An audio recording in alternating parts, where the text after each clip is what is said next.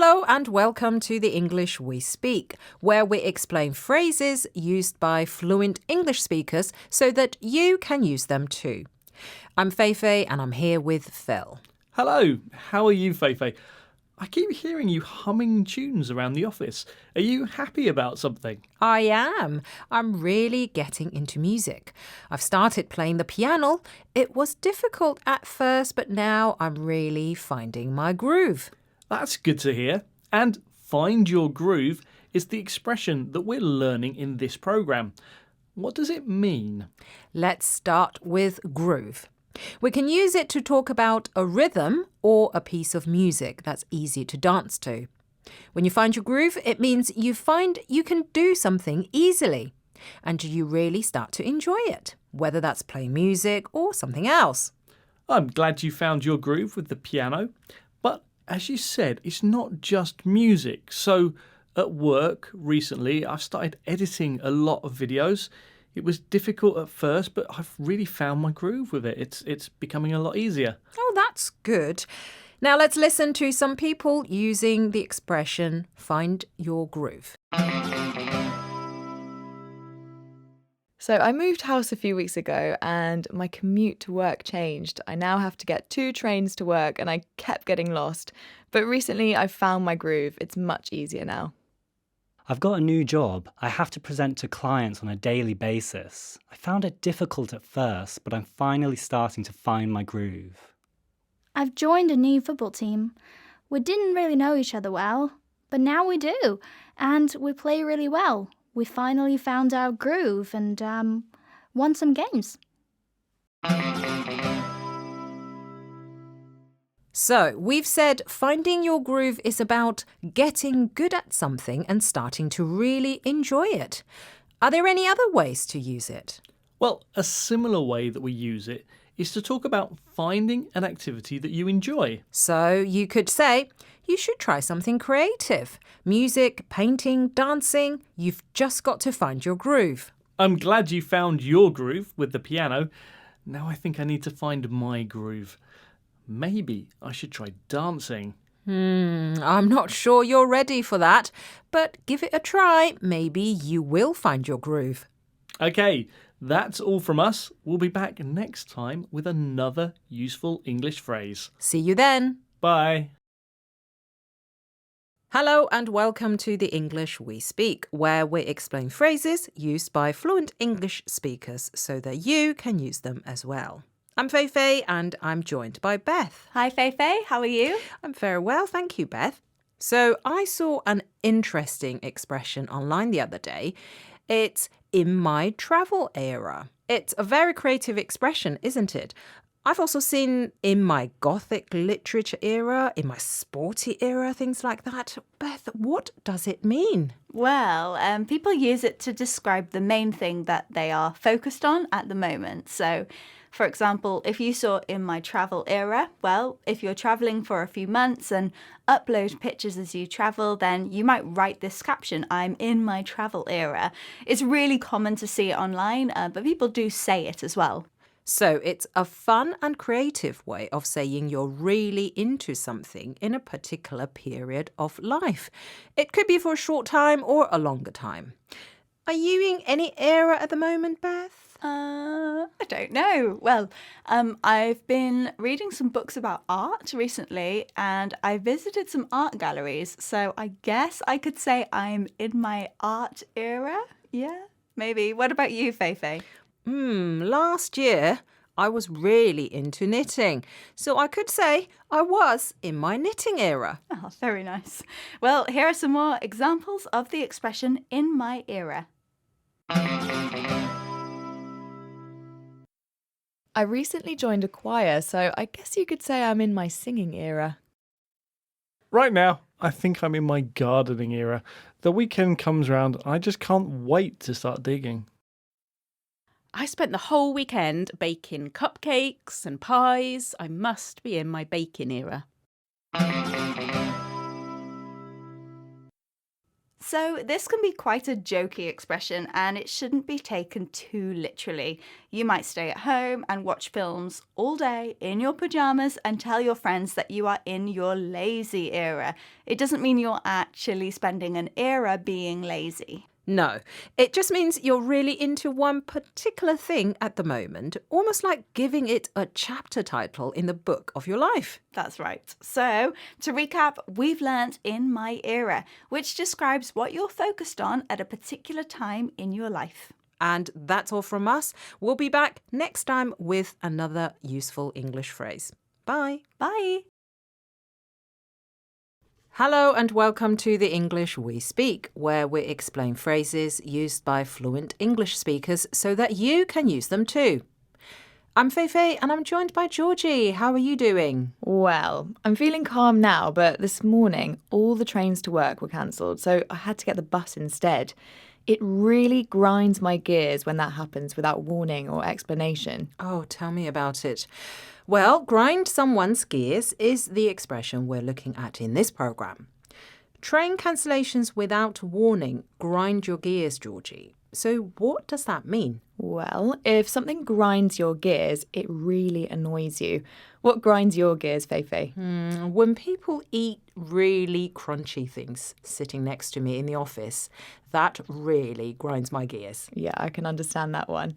Now, this phrase is usually used in the present simple to talk about things which generally annoy you. So you can start a sentence with, it grinds my gears when, or you could say, that really grinds my gears. Yes, you wouldn't usually hear it in other forms like it ground my gears or it was grinding my gears to talk about things that happen once. Use it for things which happen often. Let's hear some more examples. Every evening when I go home, there's just so many tourists in the train station. It really grinds my gears. They get in the way with their suitcases and I'm in a rush and I just want to get home. Okay, I'll tell you what really grinds my gears. When people have got something for the dishwasher and they don't put it inside, they put it next to the dishwasher. So someone, me, has to come along and put it in for them. So I go to this coffee shop with my friend, and every time I go there, it's like they've increased the price again. It really grinds my gears. Now, there are some other useful phrases to use when things annoy you. A pet peeve is a noun and it's something that annoys you.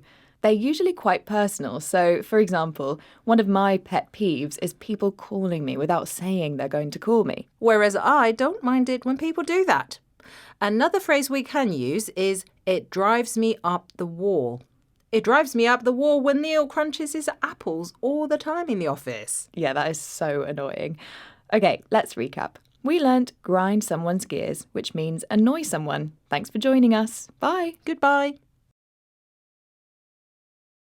Hello and welcome to the English We Speak, where we explain phrases used by fluent English speakers so that you can use them too. I'm Feifei. And I'm Phil. What were you doing this morning? I didn't see you in the office, Phil. Oh, I was helping a friend design their website. I've been studying design. Design skills? I didn't realise you had that in your locker. My locker? I think this could be the expression we learn in this programme. If you have something in your locker, you have a skill, idea, or something that you can use if needed. It's not usually about your actual locker where you leave your things. No, it's often something that other people don't know about, like your design skills. They're definitely useful to have in your locker. Now, the important thing is that they are something that you can bring out of your locker and use when needed. For example, if you're going to a job interview, it's good to have some examples of your work in your locker. Do you have anything in your locker to help people understand this expression, Phil? Well, I've got some examples of people using the expression. Let's listen. Everyone looked really bored with my karaoke song choices, but then I remembered I had a really good party song in my locker. Everyone got up and danced. I didn't realise you had those dance moves in your locker. I wouldn't have challenged you to a dance-off if I'd known. So I've invited my colleagues over for dinner. They think I can't cook, but they're going to be surprised because I've got some great pasta recipes in my locker. We've been learning the expression have in your locker. It means having something extra you can use if needed. And there is a similar expression to have one shot in your locker. This means you only have one chance left to do something. Yes, think about researchers who've been trying to make an experiment work, and there's only one more chance to succeed. They would have one more shot in their locker. Now, I'm sure you want to have some great English expressions in your locker, so make sure you come back next time to learn a new one. Bye. Bye. Hello and welcome to the English We Speak, where we explain phrases used by fluent English speakers so that you can use them too. I'm Fei Fei. And I'm Phil. I just had a fantastic weekend. How about you, Phil? Me, fun but busy. My wife's cousin is staying with us. He hasn't been to London before, so I've taken him under my wing and shown him all the things you can do here. You can do a lot in London, can't you? Tell me about it. That's why I'm so tired. Actually, I wanted to have a closer look at the expression you just used, take someone under your wing. Yes, it's the idea of helping or guiding someone through something or protecting them. Think about the image of a bird looking after their chicks. They use their wings to protect their young. Yes, it has the idea that the person taking someone under their wing is more experienced. For example, when you start a new job, it can be helpful if there is someone experienced who takes you under their wing. Let's listen to some more people using this expression, take someone under your wing. I've been in a choir for a couple of years now, and someone new has just joined, so I've kind of taken her under my wing. I've introduced her to some of the other people. When I was about 10 years old, I moved country and I had to go to a school where I didn't know anyone. And there was a really friendly boy called James. He took me under his wing. He became my friend. He showed me everything. And he was great. When I was at university, I was quite shy, but I had some confident friends who took me under their wing, and that made it better. We've been learning the expression take someone under your wing to describe guiding or protecting someone through something. A similar expression could be to put your arm around someone's shoulder. It means that you're helping or supporting someone. Yes, whether you're taking someone under your wing or putting an arm around their shoulder, it's always good to help people. Well, we can help with English. Let us take you under our wing. That's it for this programme, but join us next time to learn more English phrases and expressions. That's right. See you next time. Bye. Bye. Hello and welcome to the English We Speak, where we explain phrases used by fluent English speakers so that you can use them too. I'm Fei Fei. And I'm Phil. Oh, I'm in such a rush, Fei Fei. Can we do this quickly? I need to run home and pack. I'm going on holiday tomorrow and I haven't packed anything yet or worked out how to get to the airport or got any travel money. You haven't done any of that? Phil, I'd help out, but I think this is more of a you problem. You should have planned things better. But let's record this programme properly and take the time it needs. Well, at least you've given me an expression we can talk about. A you problem. We say this to someone to say that their problem is something for them to sort out themselves. Yes, and often we use it to remind people when they complain about something that they could have avoided, like your rushed holiday preparations. You're right. That is a me problem. I'll sort it. It's not something that's always rude to say, but it is quite informal. Another way we use it is to say that a problem is something that no one else thinks is important. You know how you don't like sitting on the left side of the studio, Fei Fei? That's right. I don't like it. Well, I think that's a you problem, Fei Fei. No one else minds. Let's hear some other people using this expression. Beth, you look so tired. I am. I stayed up till 2 o'clock last night. Well, that's a you problem. All right. Oh no, I've lost my ticket to tonight's concert. Well, that's a you problem. I'm going. You're going to have to buy a new one. I've been at the beach all day, so now I haven't got any time to finish my work. Can you help me? Well, that's a you problem, really.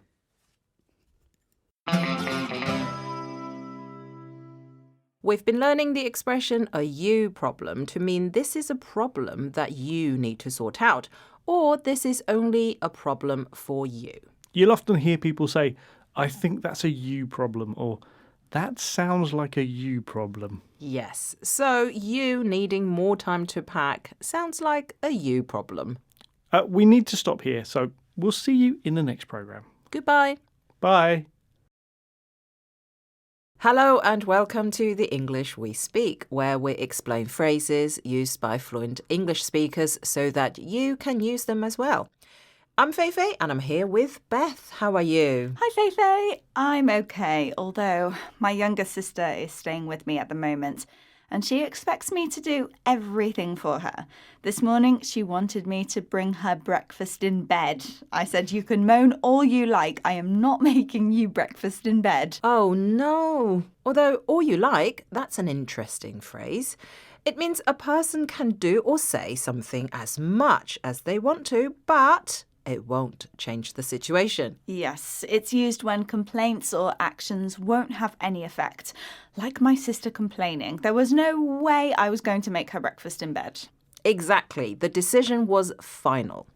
This reminds me of when I was at school, when our teacher used to give us lots of homework at school holidays, and we complained. But the teacher always told us, you can complain all you like, but you still have to do it all. Yeah, I think we had the same, to be honest. Right, let's listen to more examples of all you like. Stop making that noise. You can cry all you like. I'm not going to give you that ice cream. The players can complain to the referee all they like about that penalty, but he's never going to change his mind.